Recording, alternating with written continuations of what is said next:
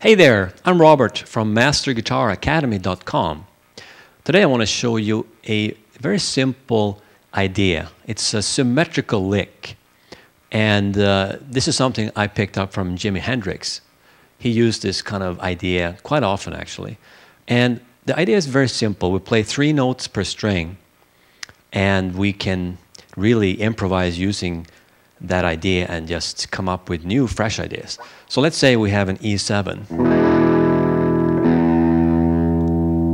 So I'm going to play this over, it could be a blues.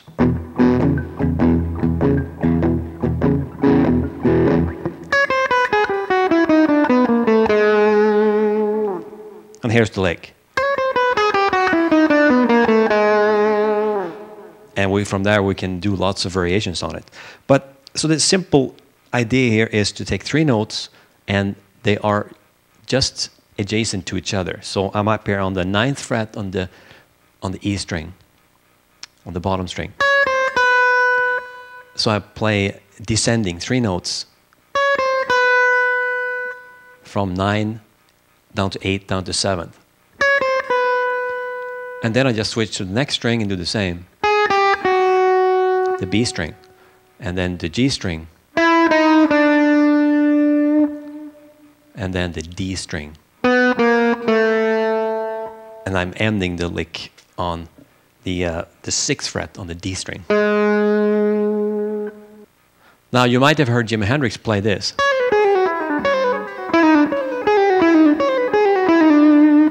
That's sort of what I remember from hearing him play this type of idea. So he just, in this case, used the E, the B, and the G strings, and just picking the first note and then doing pull-offs. Picking this note and do pull-offs. And same here. So that you can just kind of repeat this over and over in the song.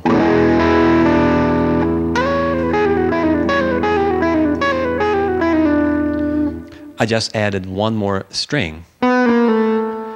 But instead of ending on that note, I've added a 4th note on the D string going here. So if we have a little quick analysis of why this works so well, is that we're talking about intervals here. I'm starting on the 6th and going down to 5 on this string. And the 5 is a chord note, so that's a strong note to end on. And next I'm on the major 3rd going down to the 2nd. The 2nd is not a strong chord note, but it's not bad either. It does work because it's part of the scale, both the minor and the major scale. And then on the G string, I'm going from the root note down to the minor 7th interval, which is a chord note for E7. And then on the D string, I'm going down to the 4th. And that is not a strong chord note. That's why I'm adding 1 note, this one, which is the major 3rd in E. And that's a very strong chord note. So let's play it with the metronome. I'll count you in. 1, 2, 3, 4.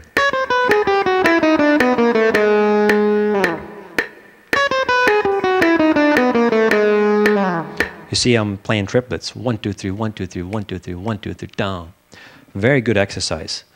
And you, of course, play around with the tempos to play one that's comfortable for you. And you can, of course, play it without a strict time feel. If you have a song that's maybe slow like this, you can do it like Jimi often did.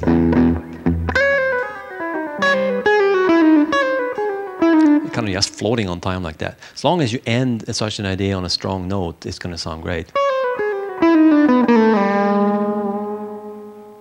You know, this time I went to. Instead of playing the 6th fret, I went to the 5th fret on the D string and bent it up by sliding down and bending.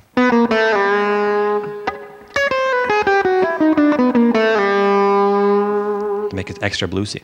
So this is not just a cool lick and a cool idea, it's also a great exercise in itself.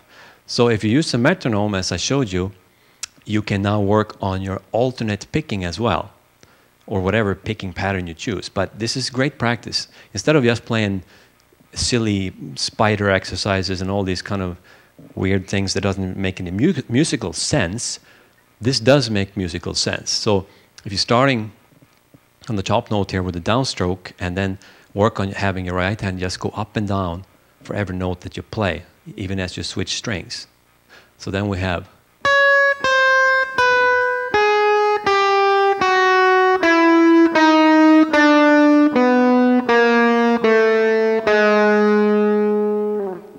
so you work on this at a tempo that's doable without making mistakes as you play each note. And then once you have an accurate way of playing it, then you speed up to a little bit of a faster tempo, but never play it faster than you can handle, meaning each note needs to be well articulated and ring clearly as you play each note. Great exercise for the right hand. And it's also working on synchronizing left and right, of course.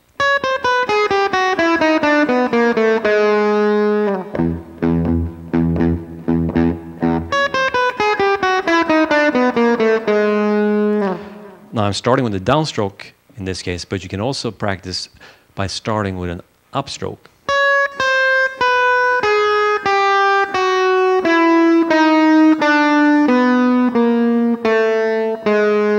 It's going to feel different because now it's reverted.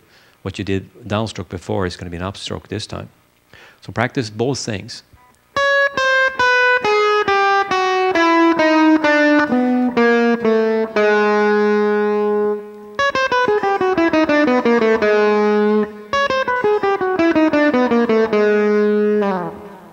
One, two, three, four.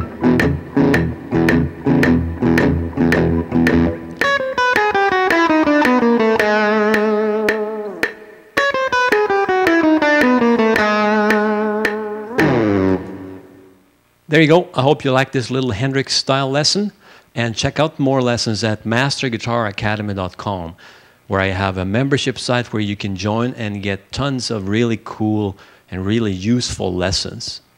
I'll see you soon.